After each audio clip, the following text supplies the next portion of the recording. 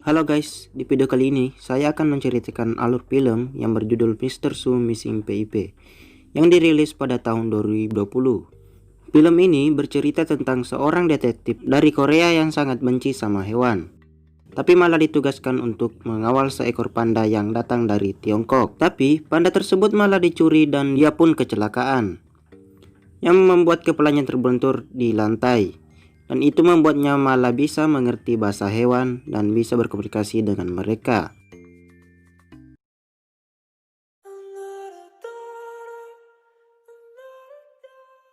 Awal film, kita akan melihat seorang pria yang sedang bersiap untuk pergi ke kantornya. Pria tersebut bernama Taejo. Dia adalah seorang detektif yang bekerja di bidang intelijen nasional Korea Selatan.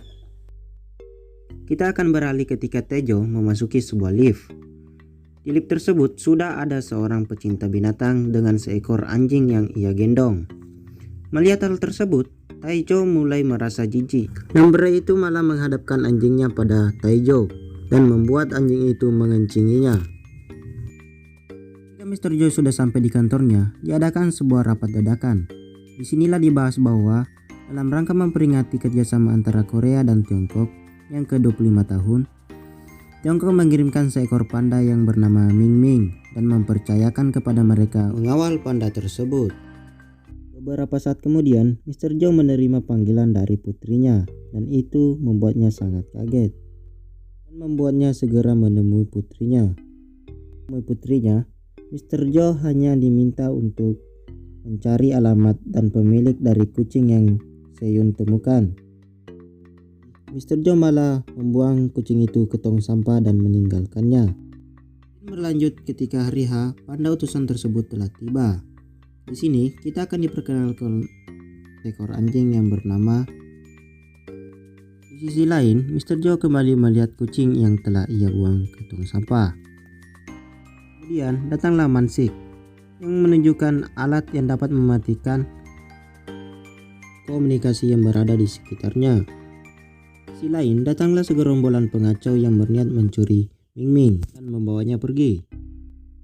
Dan Ali pun mengetahui tentang hal tersebut, mendatangi gerombolan pencuri itu sendiri. Di sisi lain, acara tersebut menjadi sangat kacau. Ali pun menemukan para pencuri itu, namun ia segera pergi. Di sana juga terlihat seekor gorila yang melihat kejadian tersebut. Di sisi lain, ketika para pencuri itu berhasil melumpuhkan panda itu dan berhasil membawanya pergi, Mr. Jo berusaha untuk menggagalkannya, tapi ia malah tertabrak, membuat ia terjatuh dan kepalanya terbentur di jalan. Tapi seketika ia mulai mendengar hal aneh. Ternyata itu adalah seekor anjing yang berlari dan dia bisa mendengarkannya. Beberapa hari kemudian, Mr. Jo kembali ke kantornya dan berusaha menjelaskan pada rekan kerjanya bahwa ada hal aneh yang terjadi padanya.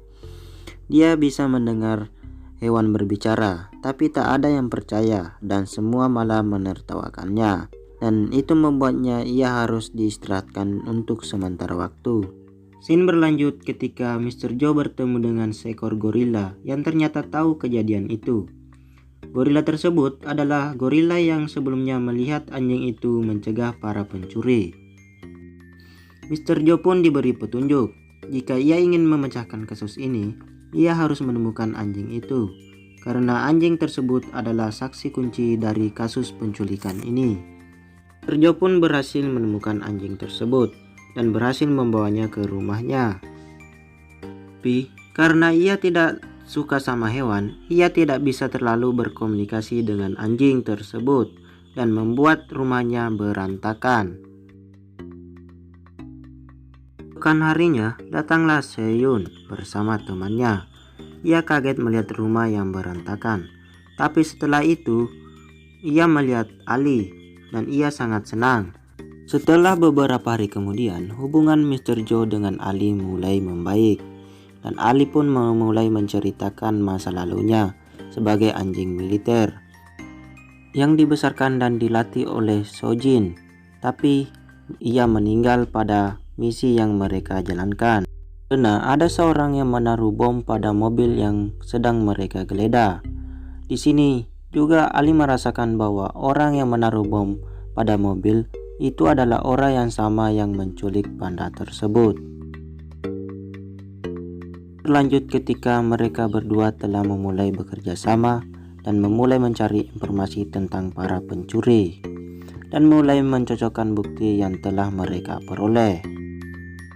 Selanjutnya, mereka mulai menemukan sosok pencuri yang bernama Dr. Baik dan adalah pemilik perusahaan yang bergerak pada konservasi panda, dan menemukan alasan kenapa Dr. Baik menculik panda tersebut. Ternyata ia ingin mengkloning panda itu dan membuat panda mainan. Mr. Joe pun berhasil menangkap Dr. Baik dan membawanya ke ruang interogasi. Di sisi lain, Ali melihat ada orang yang mencurigakan dan masuk ke dalam mobil, dan ia pun mengikutinya.